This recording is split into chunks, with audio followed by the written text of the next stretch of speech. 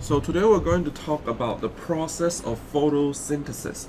But before that, we're going to study the structure of organelle that's important for the process of photosynthesis. So here to the top right, I have this structure of the organelle of chloroplasts that's important for photosynthesis. Those circles are thylakoids, and it is the membranous sac that's important for light-dependent reactions, right? So light will excite this particular membrane in order to carry out light-dependent reaction. If you have a stack of thylakoid, we call it a granum or a grana for plural. And the fluid inside the chloroplast is called stroma. That's a location for light-independent reaction. And a chloroplast has two membranes, one outer membrane and one inner membrane inside the outer membrane. And thylakoid itself is a membranous sac as well. So a chloroplast is technically a trimembrane organelle. Outer membrane, inner membrane, and the thylakoid membrane. And don't forget that the stroma is a location where light-independent reaction, aka Calvin cycle, will happen. So now we get back to this zoom-out versions of the structure of chloroplasts. We have the outer membrane and the inner membrane. And also we have this thylakoid membrane. I enlarge this thylakoid so that it is like super big, that occupies the whole chloroplast, but in reality it's a lot smaller.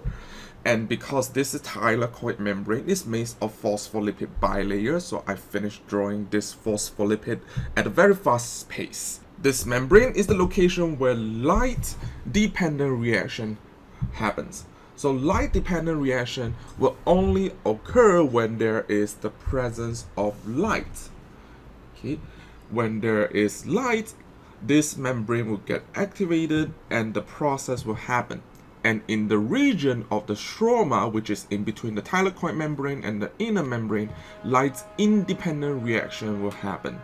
So remember, light-dependent reaction happens on the thylakoid membrane, and some of them will happen in the lumen, right? Lumen is the fluid within the thylakoid membrane. The first thing that we need to focus on is a particular enzyme or a protein on the thylakoid membrane called photosystem. So photosystem contains the pigment that will be excited when there is the presence of light. So when there's light, electron will get excited in the photosystem as the electron absorbs the energy from the light.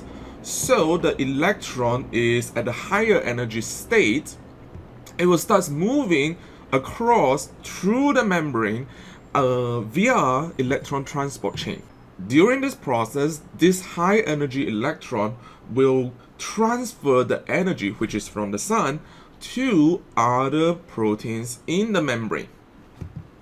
Now your electron has been excited and leave the photosystem. You need to refuel the electron back into the photosystem. You get the electron from water, so water gets split and donates the electron from the water into the photosystem. And in this process, the hydrogen ion and oxygen is split apart from the water.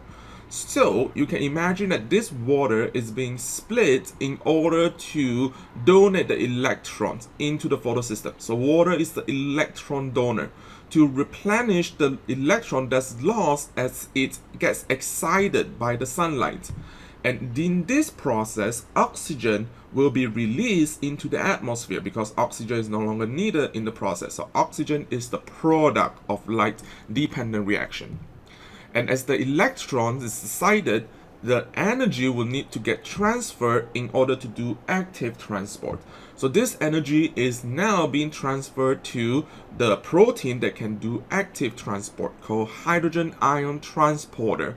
So hydrogen ion transporter will use this energy to actively transport the hydrogen ion from a lower concentration to a higher concentration region.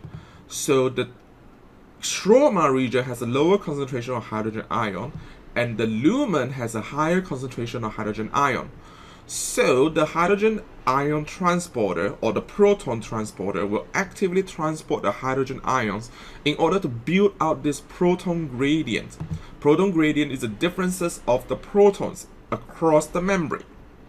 So now we have a build-up of protons inside the lumen. The lumen has a very high concentration of hydrogen ions or proton. And this build-out of the concentration of hydrogen ion will allow it to passively diffuse another proton channel. So this channel is called ATP synthase, right? We have a build-up of hydrogen ions in the lumen, and this hydrogen ion needs to passively flow through the ATP synthase.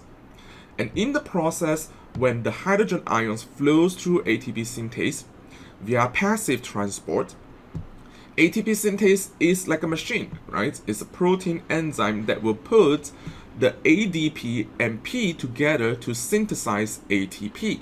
So where does this get the energy from? The energy is from the potential difference or proton gradient of the hydrogen ions. So the ATP has been formed. So now towards the end of the process, you can see that the energy has been transferred to the hydrogen ion, and the movement of this hydrogen ion across this ATP synthase is called chemiosmosis, which is known as the movement of ions, the hydrogen ions, across the semi-permeable membrane.